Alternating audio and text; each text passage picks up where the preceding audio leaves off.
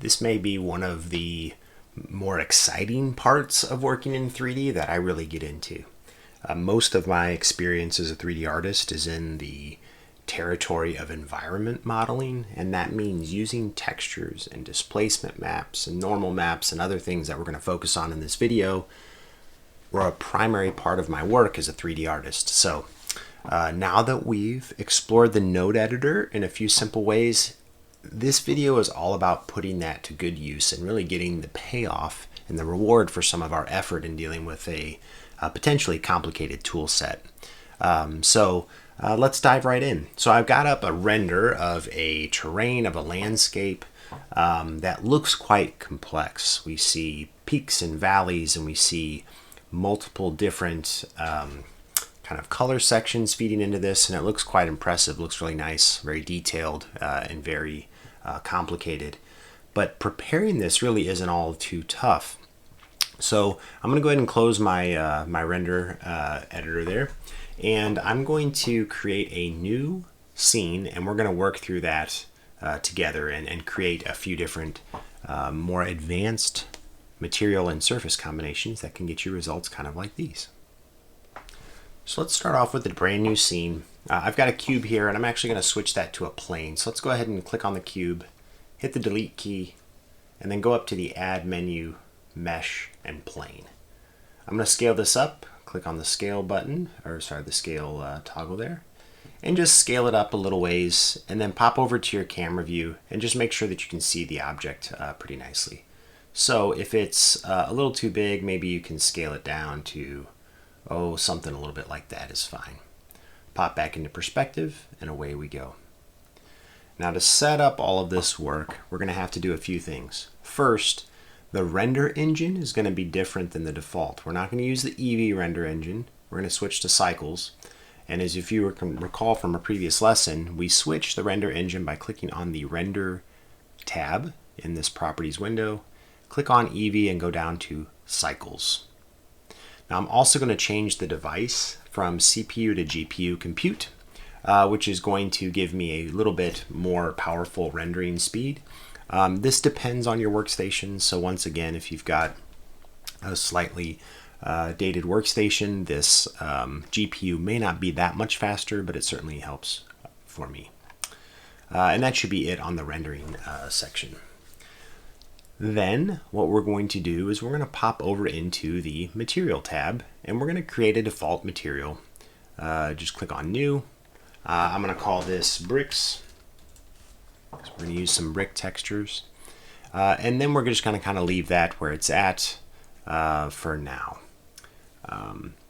We're then going to jump into the shading tab, so that way we can start messing with this texture. So I'm going to zoom in a little bit. I'm going to rearrange my workspace just a tad. Recommend maybe you do too. So we can hold shift and middle mouse button to move this around. Remember, you can orient here with the middle mouse button. I like to think of like move middle mouse, shift the workspace with middle mouse, and then control can control the zoom. So that might help you. So this is our preview up above. And right now we have no graphic on this, no texture or anything else like that. We need a base color. So if you remember from our last video on the node editor, I can drag out from base color, and it's going to give me a selector. I can type in texture, and this is going to allow me to select image texture to go into that color. And I can position this wherever I'd like, and then click on the open button. I'm going to go into my textures folder, which is a new folder that I've created just to house some of the textures that we'll play around with in this video. And if you haven't downloaded these yet, the link's in the assignment. These are from ambientcg.com, which is a great resource that collects maybe fewer than 100 different combinations of textures and maps. Now there's a lot of maps that you'll download within each package, and it's going to include an ambient occlusion map, a color map, a displacement map, 2 normals, and a roughness map. For now, we're just going to work with the color. So I'm grabbing from Bricks 85. I'm going to click on the color version of that package, and I'm going to click open. And this is going to place the graphic, the image, the effectively that picture into the color channel, just like we've been doing. If I hit F12, it's going to render that image, and I've got that in slot 1 for now. And we can see that it looks pretty okay. It's a picture after all. It makes our gray plane definitely look more like brick than it did before. Close that. And we've got more work to do. So the next thing that we're going to do is actually work on the displacement. And so far, everything we've done with materials and shaders has just changed really the color, the surface, the way that the picture looks versus actually changing the geometry. So let's go ahead and change that now. And we can change the displacement by once again dragging out from the displacement socket. I just drag straight to the left. And it gives us the search, and I can just type in dis for displacement, and I want displacement. This is going to give me the displacement node, which is going to give me a few controls. I'm going to zoom in here so we can see. It's going to give me a height, a mid-level, and a scale property, as well as a normal input.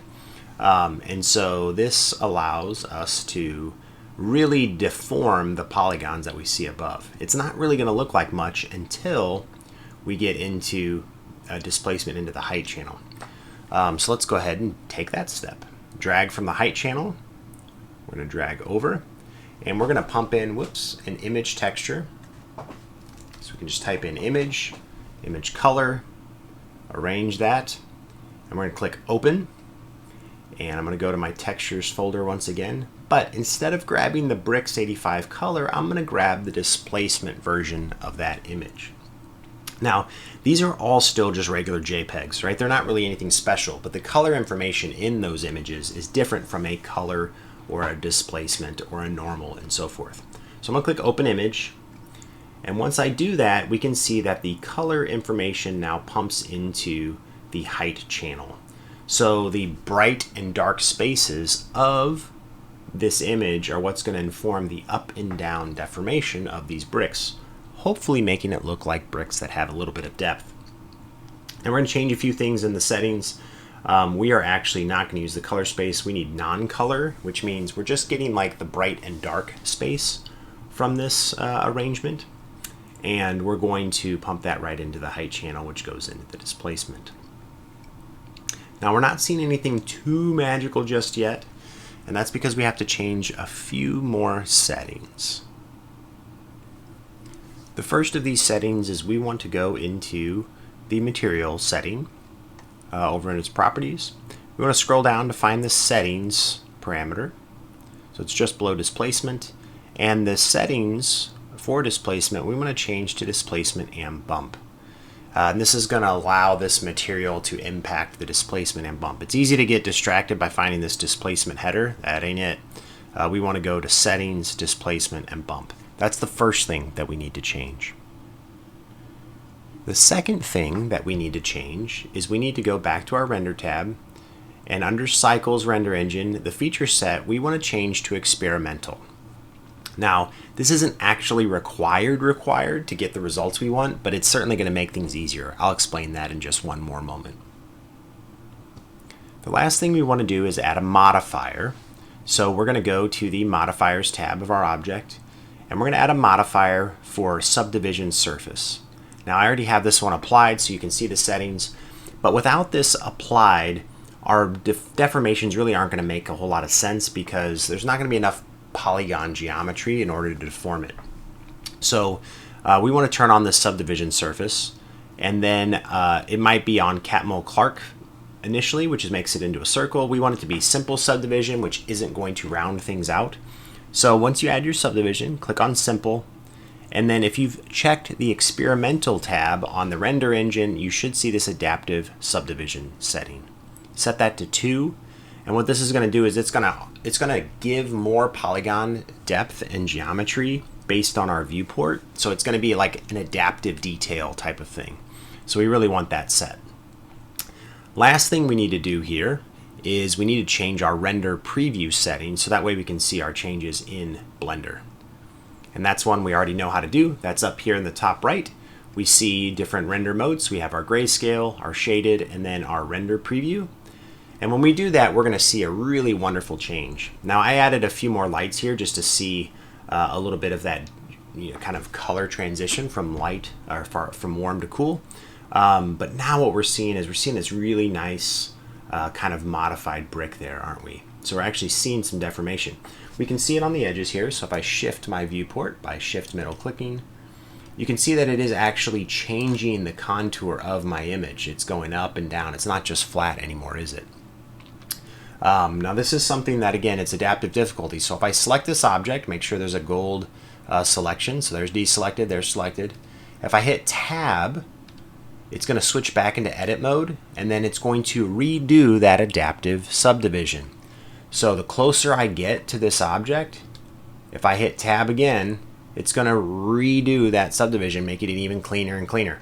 So when I'm far out, adaptive subdivision, tab, it's going to use less polygons. This is an efficiency boost for you as an artist, meaning it's going to only use the polygons that it believes it needs to render out quality based on how close you are to the object. Almost like a level of detail model in a video game. The closer you are, the higher detail it is. The further you are, the less detail. That's exactly what this is doing, adaptive subdivision. Now that dicing scale is what's going to improve that. So the higher the dicing scale, it's a higher multiplier for the scene dicing rate. So it'll make more detailed renders at the expense of performance. So that's something that you want to set there. So just as a quick recap before we get into the final step, you want to make sure that you're using the Cycles render engine. You want to make sure that you have experimental settings set so that way you can have adaptive subdivision. You want to apply your displacement map into the displacement node, into that displacement socket, and that'll give you the real quality bumpy texture. And then you want to make sure that you have the render preview on for your viewport shading, so that way you can see a really, really nice rendered result like this one. Now I like what I see so far. This is really simple and very clean, I should say. But I want to do one more step. We have some nice lighting on our scene, and the shadows aren't really all that perfect. So I'm going to go ahead and close this. Actually, I'm going to switch to slot 4. That way my new render is going to show up in a new slot, so that way we can see the difference. And we're going to make one more change to our beautiful bricks material here before we call it quits. And that is we're going to add a normal map. Now normal is down here in our principled BSDF shader. I'm going to drag out from the normal socket to create a normal node, and I'm going to type in image texture. And that is going to put a image texture node there. I'm going to click on open, and then I'm going to go to my textures folder and grab the Bricks 85 normal GL and click open. And when I do that, it's going to apply the normal map version of that texture into that normal channel. But you can see here that it is converting the color to the normal, and it's actually, those colors ideally you want to match, meaning the yellow socket should go into a yellow color channel, and it's not here. So we can do a little bit of a cleanup here by clicking on add. I'm just going to search for normal map. And this normal map node, you can see, takes in a color and converts it to a normal vector. So I'm just going to drop that in the middle of these two, and you can see that it cleans it up quite a bit. Color goes into the color channel. This normal map node is programmed to calculate that normal strength and different options for tangent versus object space, and that kicks it into the normal socket more cleanly.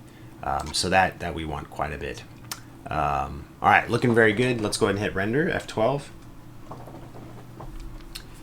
And here is calculating my final render, complete with the image texture, which we've already known, the displacement map, which is new to give us that really nice kind of bumpy texture, and now the normal map, which is going to calculate the light based on that displacement map to give us a final result that is really exceptional. We're getting all this out of just a few polygons and a few image textures. So I'm going to go ahead and pause the recording while this render calculates. And there you go, now it's complete.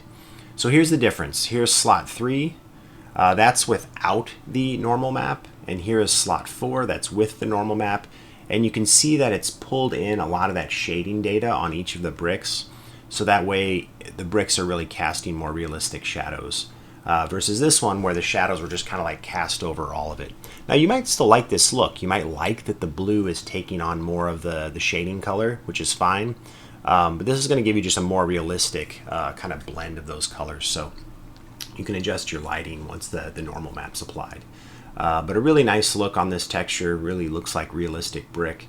And we can continue to change the roughness and the shininess and all that sort of thing to get the most realistic brick possible. But these three things, the color map, the displacement map, and the normal, are really going to level up your material and surfacing skills as you're kind of going into these next phases.